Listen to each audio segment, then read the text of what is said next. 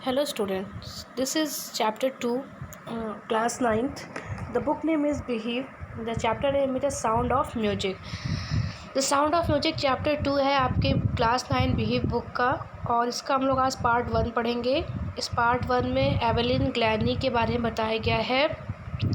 To sound without hearing it, मतलब कि वो सुन तो नहीं सकती थी लेकिन फिर भी वो किस तरीके से साउंड को या आवाज़ को महसूस करती थी उसके बारे में यहाँ पे बताया गया है। ओके, तो आइए स्टार्ट करते हैं कि ये जो स्टार्ट किया गया है ये ट्रेन के प्लेटफॉर्म से स्टार्ट किया गया है, जहाँ पे एक छोटी सी लड़की है। वो है तो 17 ईयर्स की, लेकिन देखने में और 11-12 साल की ही लगती है। बहुत नर्वस भी रहती है लेकिन एक्साइटेड भी रहती है। क्यों? क्योंकि वो पहली बार प्रेस्टीजियस कहाँ जा रही होती है, royal academy of music London में जा रही होती है। ठीक है, जो कि वो रहती कहाँ से है, मतलब वो स्कॉटिश लड़की रहती है, स्कॉटलैंड की रहती है। तो उसको बहुत एक्साइटेड भी रहती है, वो थोड़ा नर्वस भी रहती है, पहली बार वहाँ जा रही होती है क्योंकि वो एक छोटे से गांव या छोटे से एरिया से आ रही होती है। लेकिन but the aspiring musician face a bigger challenge than most, she was profoundly deaf. लेकिन एक चैलेंज उसके सामने ये रहता है कि वो पूरी तरह से क्या रहती है, बहरी रहती है। ओके, तो फिर है कि 11 Glennie's loss of hearing had been gradual, जो मतलब कि इसका सुनने की जो शक्ति ख़त्म हुई थी वो अचानक से नहीं, वो धीरे धीरे ही ख़त्म हुई थी। मतलब वो पहले तो सुनती थी लेकिन 11 साल की होते होते अचानक से उसकी सुनने की शक्ति ख़त्म हो गई। अब आगे देखिए उसकी मदर उसके बारे में बताती हैं। अब यहाँ एक वर्ड है जोस्टर। जोस्टर मतलब होता है पुश रफली, मतलब कि जब वो स्टेशन पे खड़ी थी तो काफ़ी वहाँ भीड़ थी, लोग एक दूसरे को धक्का दे रहे थे। स्लाइड मतलब स्मॉल एंड थिन, लड़की को बारे में बता रहा है। और डॉन्टिंग मतलब होता है, यहाँ पे था ना डॉन्टिंग, डॉन्टिंग मीन्स होता है कि डरा हुआ या घबराया हुआ। ठीक है, आगे है कि उसकी मदर बताती हैं कि एक बार की बात है कि वह अपने 8 साल के बच्चे को बुलाती हैं पियानो बजाने के लिए। वो बार बार उसको बुलाती है, उसके नेम से भी उसको बुलाती है, लेकिन वो मूव नहीं करती है, वो सुनती नहीं है, उसे सुनाई नहीं देता है। लेकिन फिर सडनली वो रियलाइज़ करती है उसकी मदर कि वह सुन नहीं पा रही है, उसने सुना ही नहीं कि मैं उसको बुला रही हूँ। Says Isabel Glennie. Isabel Glennie उसकी मदर का नेम होता है। For quite a while Evelyn manage to conceal her, कुछ समय के लिए तो जो एवेलिन थी वो अपने इस प्रॉब्लम को लोगों से, अपने मतलब अपने बहरेपन को अपने फ्रेंड्स और टीचर से तो छिपा के रखती थी ना। लेकिन जैसे जैसे समय आगे बढ़ता गया उनकी प्रॉब्लम बढ़ती गई, तो जो ये प्रॉब्लम थी ये लोगों से छिप नहीं पाई। और एक प्रॉब्लम ये भी थी कि वो पढ़ाई में वीक होती जा रही थी, उनके नंबर अच्छे नहीं आ रहे थे। इसलिए उनके टीचर ने उनके पेरेंट्स से कहा कि इसको किसी स्पेशलिस्ट के पास ले जाइए। और जब वो उसको स्पेशलिस्ट के पास ले जाते हैं तो स्पेशलिस्ट बताते हैं कि जो इसका एक नर्व होता है, जो जो नर्व है जिसके माध्यम से सुनते हैं, वह इसका डैमेज हो गया है। ठीक है, और इसको क्या करना पड़ेगा, हियरिंग एड्स लगाना पड़ेगा। आपने देखा होगा जो बहुत ओल्ड एज के मतलब बूढ़े आदमी औरत होते हैं उनको सुनने में प्रॉब्लम होती है तो कान में लगाते हैं, तो इसे हियरिंग एड्स लगाना होगा। और इसे डीप स्कूल, मतलब जो स्कूल ऐसा हो जो बहरे बच्चों के लिए, उनको वहाँ जाना होगा। और 11 कहती है कि सडनली इतना सुनने के बाद मेरे आँखों के सामने एकदम सब कुछ काला पड़ गया। लेकिन जो एवेलिन थी उसने गिव अप नहीं किया, मतलब कि उसने साहस नहीं छोड़ा। ठीक है, उसने सोचा था कि he determined to lead a normal life, उसने सोचा था कि वो नॉर्मल लाइफ ही जिएगी। और क्योंकि उसका इंटरेस्ट म्यूजिक में था तो उसने सोचा कि म्यूजिक को ही वो अपना पैशन बना के उसके माध्यम से वह जिएगी। एक दिन उसने नोटिस किया कि एक लड़की जो है वो जाइलोफोन बजा रही होती है, तो एवेलिन ने भी सोचा कि वह भी इसको बजाएगी। तो बहुत सारे टीचर्स ने उसको डिस्करेज किया कि नहीं तुम बहरी हो, ऐसा नहीं कर सकती। लेकिन ये जो थे पर्सनिस्ट थे, पर्सनिस्ट मतलब होता है एक person who plays the drum, और तबला जो प्ले करता है। और जाइलोफोन देखिए ये बना हुआ है, ठीक है, एक म्यूजिकल इंस्ट्रूमेंट होता है। तो वो उसको क्या कहते हैं, उसकी चीज़ों को मतलब उसके पोटेंशियल को पहचानते हैं। और he began tuning to large drum, और उसके लिए वो दो बड़े ड्रम की व्यवस्था करते हैं जिसमें अलग अलग वो नोट्स डाल दिए होते हैं। जैसे आप लोग भी पियानो बजाते हैं तो उसके नोट्स अलग अलग होते हैं ना, तो वैसे दो तबलों में या दो ड्रम में अलग अलग नोट्स डाल दिए होते हैं।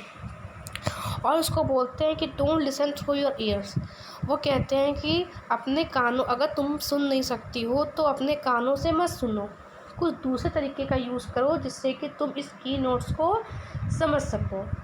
ठीक है। सी एवेलिन, इतना वो प्रेसनिस्ट कहते हैं। उसके बाद ये लड़की कहती है कि सडनली वो रियलाइज़ करती है कि higher drum from the waist up, कि जो जो ड्रम के हायर नोट्स थे वो उसके वेस्ट के ऊपर साइड में फील हो रहे थे, और जो लोअर थे, मतलब जो लोअर नोट थे वो उसके नीचे साइड में उसको फील हो रहे थे, वेस्ट के नीचे साइड में।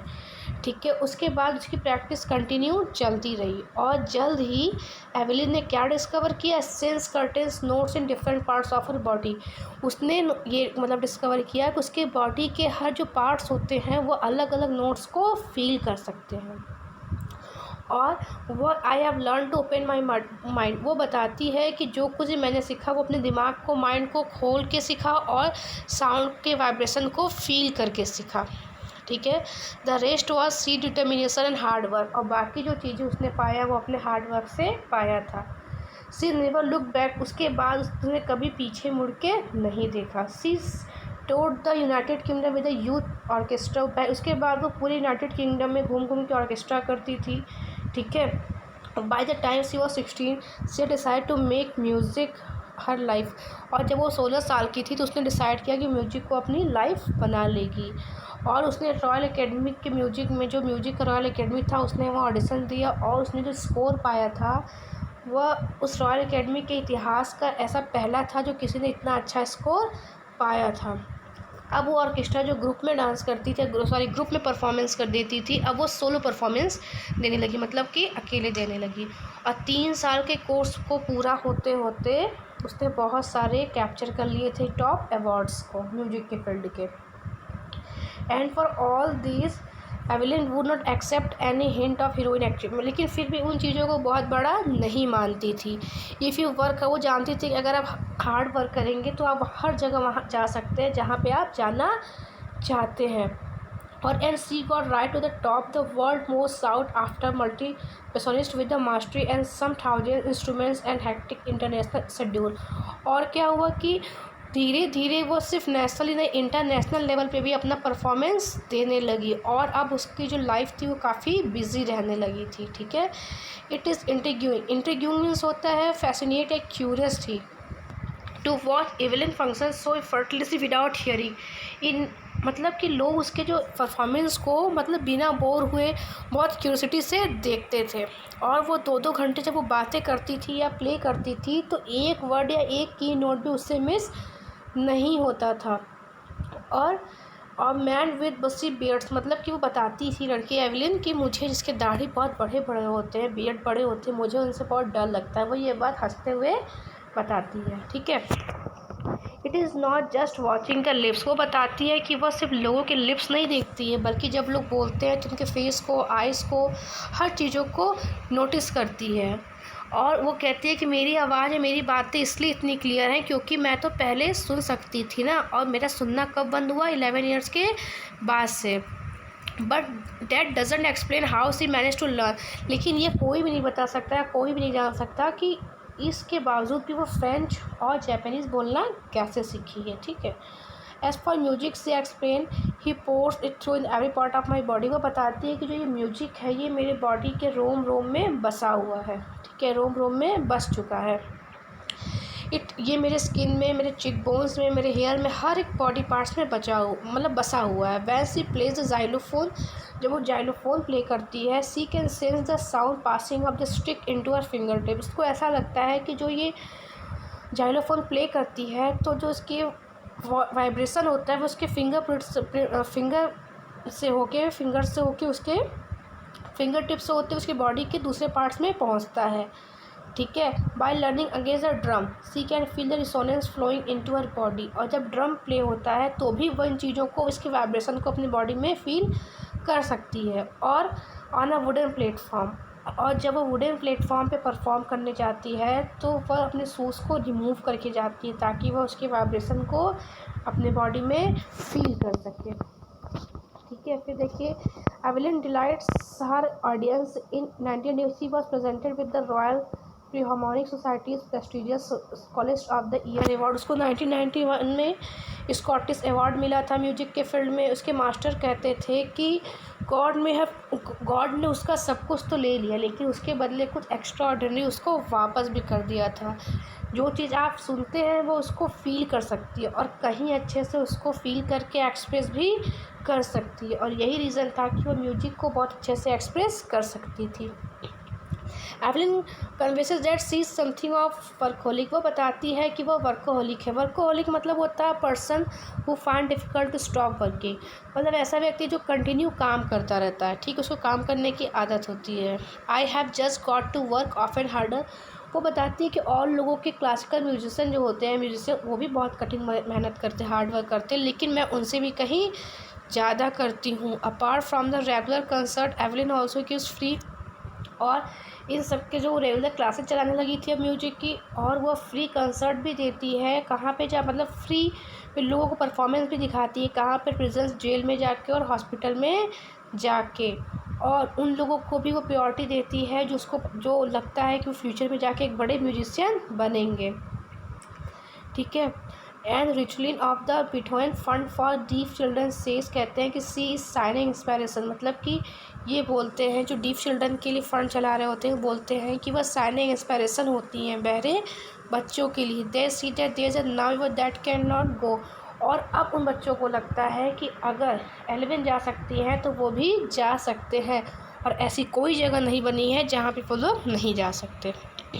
वो जो छोटे बच्चे, बहरे बच्चे होते हैं, उनको लगता है। Evelyn Glennie was already accomplished to more than most people twice her age, ठीक है। और जो एवलिन के पास वो आज सब कुछ होता है जो उसके एज के, उसके डबल एज के जो लोग होते हैं उनके पास भी नहीं होता है, ठीक है। और वो क्या है कि ऑर्केस्ट्रा के साथ साथ अब सोलो भी करने लगती है, यहाँ से वहाँ इंटरनेशनल से नेशनल लेवल भी परफॉर्मेंस देने लगती है।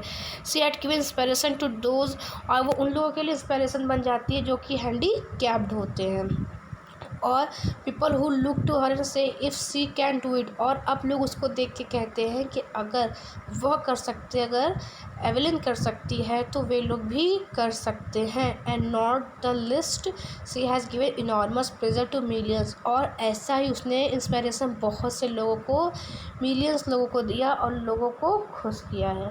तो बेटा इस चैप्टर का पार्ट 1 ये कंप्लीट होता है यहाँ पे। पार्ट 2 हम नेक्स्ट वीडियो में डिस्कस करेंगे। तब तक के लिए आप इसको पढ़िए और रिवाइज़ करिए।